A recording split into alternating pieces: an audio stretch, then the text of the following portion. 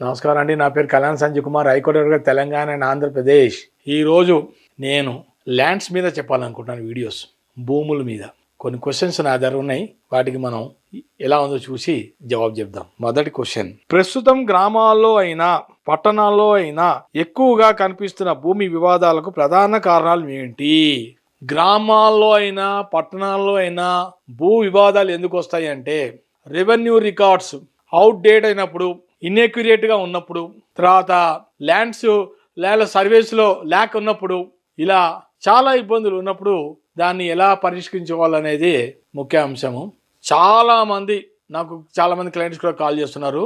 ఎక్కువగా గ్రామాల్లో సర్వేస్ సరిగ్గా జరగట్లే, ఇబ్బందులు పడుతున్నారు రైతులు. రికార్డ్స్ని ఎప్పటికప్పుడు అప్డేట్ చేసుకోవాల్సిన బాధ్యత ప్రభుత్వాందే.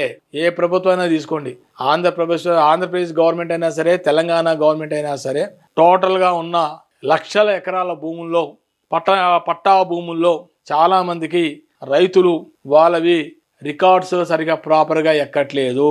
రెవెన్యూ రికార్డ్స్లో ప్రాపర్గా ఎక్కాల్సిన బాధ్యత, వాళ్ళు చేయవలసిన బాధ్యత అంతా కూడా ఇక్కడ తెలంగాణలో అయితే మండల్ రెవెన్యూ ఆఫీసర్, ఆంధ్రాలో కూడా ఎంఆర్ఓ మీద పడింది. ఆంధ్రాలో అయితే కొంచెం పైన ఇంకో అధికారి అయినా కలెక్టర్ దాకా ఉంది అక్కడ రెస్పాన్సిబిలిటీ. అసలు ఏది కూడా రికార్డ్స్ అవ్వట్లేదు. రెవెన్యూ రికార్డ్స్ అవుట్డేటెడే చూపిస్తుంది, అప్డేటెడ్ అవ్వట్లే.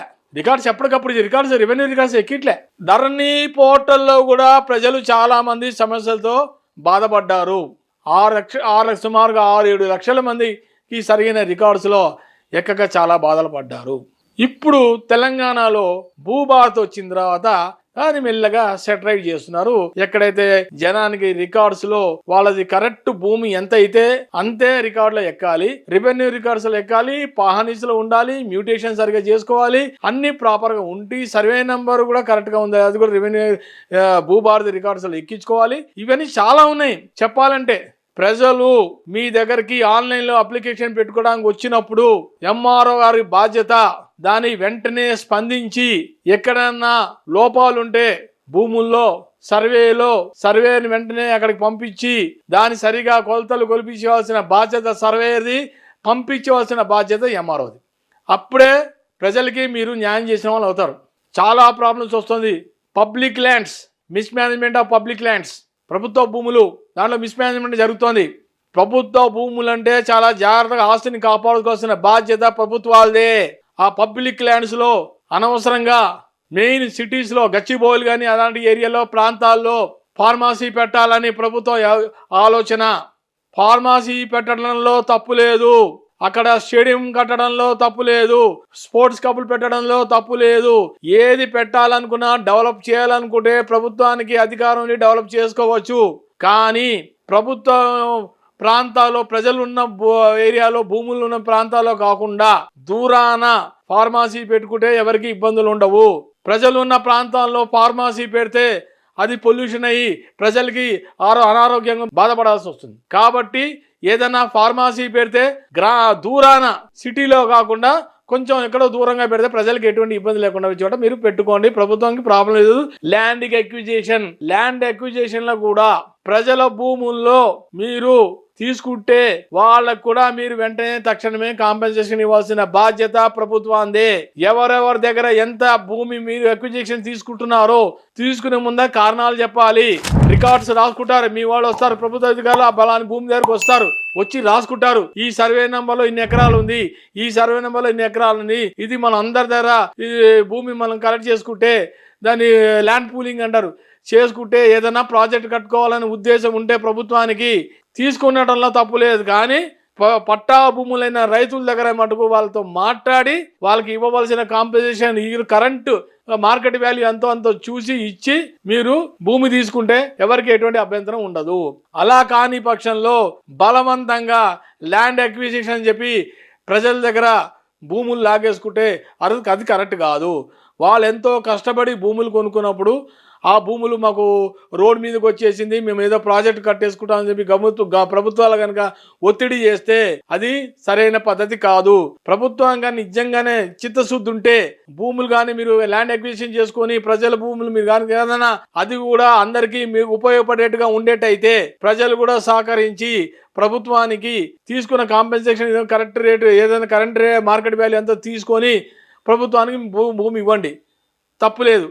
కానీ ప్రభుత్వాలు కూడా ల్యాండ్ అక్విజిషన్ చెప్పి ప్రజల దగ్గర భూములు తీసుకున్నప్పుడు మటుకు వారికి సరైన న్యాయం చేయమని కోరుకుంటున్నా.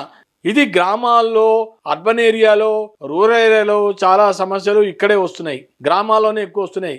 ఎందుకు వస్తున్నాయి అంటే ఇన్ఎక్యురేట్, సరైన పద్ధతిగా లేకపోవడం, అక్యురసీ లేదు, ప్రాపర్గా లేదు, అది అవుట్డేటెడ్. ఎక్కడైనా అప్డేటెడ్ అన్నీ అవుట్డేటెడే. తర్వాత ల్యాక్ ఆఫ్ సర్వేలో కూడా సరైన పద్ధతిగా పోవట్లే, ప్రొసీజర్ పద్ధతిగా పోవట్లే, రెవెన్యూ రికార్డ్స్లో ప్రాపర్గా ఎక్కిట్లే, మ్యూటేషన్ సరిగ్గా జరగట్లే. ఇవన్నీ చూసుకోవాల్సిన బాధ్యత ఎంఆర్ఓ, మండల్ రెవెన్యూ ఆఫీసరే. తెల్లవారితే హైకోర్టులో ఇదే ప్రాబ్లము, అధికారుల మీదే చాలా మంది కోర్టులో కేసులు వేస్తున్నారు. ఎందువలన అంటే ప్రాపర్గా వర్క్ జరగకపోవడం వల్లనే అక్కడ కోర్టులలో కేసులు జరుగుతున్నాయి. ఎంఆర్ఓ గారు అయినా సరే చాలా ఆయన బాధ్యత గల వ్యక్తి, ఆయన అథారిటీ, గవర్నమెంట్ అథారిటీ అన్నప్పుడు చాలా రెస్పాన్సిబిలిటీగా చూసుకొని ఎవరికి ఎటువంటి సమస్యలు లేకుండా, ఎవరైనా ప్రజలు ఆన్లైన్లో మీ ల్యాండ్ గురించి ఆన్లైన్లో సబ్మిట్ చేస్తే దాన్ని వెంటనే స్పందించండి. అక్కడ స్పందన అంటారు ఆంధ్రప్రదేశ్లో, అర్థమైందా? ఇక్కడన్నా మనం భూభారతి అంటే స్పందన, మీ భూమి అంటారు అక్కడ ఆంధ్రాలో. ప్రజలు వస్తారు, వాళ్ళ భూమిలో కబ్జాలు జరిగిపోతున్నాయి. మాకు కబ్జాలు జరిగిపోతే దాని మీద వెంటనే చర్యలు తీసుకోవాల్సిన బాధ్యత ఎంఆర్ఓది. వాళ్ళు కానీ లేకపోతే కోర్టుకు ఆశ్రయిస్తారు. కోర్టుకు ఆశ్రయించినప్పుడు మీరు కానీ చర్యలు తీసుకోవద్దా, మీ మీద కూడా హైకోర్టులో మీ మీద కూడా వస్తుంది. మిమ్మల్ని పెడతారు, పార్టీ చేస్తారు, మిమ్మల్ని చేస్తారు, ఎంఆర్ఓని చేస్తారు, ఆర్డీఓని చేస్తారు, అవసరమైతే కలెక్టర్ని చేస్తారు, సర్వేని చేస్తారు, ఎవడైతే కబ్జా చేశాడో తన్ని చేస్తారు. అవసరమా ఇవన్నీ కూడా? కబ్జా చేసే వాళ్ళు కూడా జాగ్రత్త చెప్తున్నా, కబ్జా చేస్తే సరిపోదు, ఆ భూమి మీదేమి ప్రూవ్ చేసుకోవాలి కోర్టులో, లేకపోతే మీరు అనవసరం కోర్టు ఫీజు కట్టినా వేస్ట్. నేను ఎంతమంది కూడా చెప్పా యూట్యూబ్లో.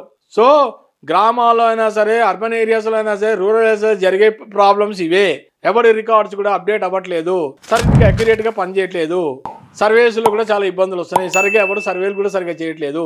ఇవన్నీ చూసుకోవాల్సిన బాధ్యత ప్రభుత్వాందే. సరిగ్గా ఎవరికి కూడా ఇబ్బందులు కలగకుండా చూడాలని కోరుకుంటున్నాను. నమస్కారం. నా వీడియో కనుక నచ్చితే కనుక లైక్ చేయండి, షేర్ చేయండి, సబ్స్క్రైబ్ చేయండి. Like, share, subscribe.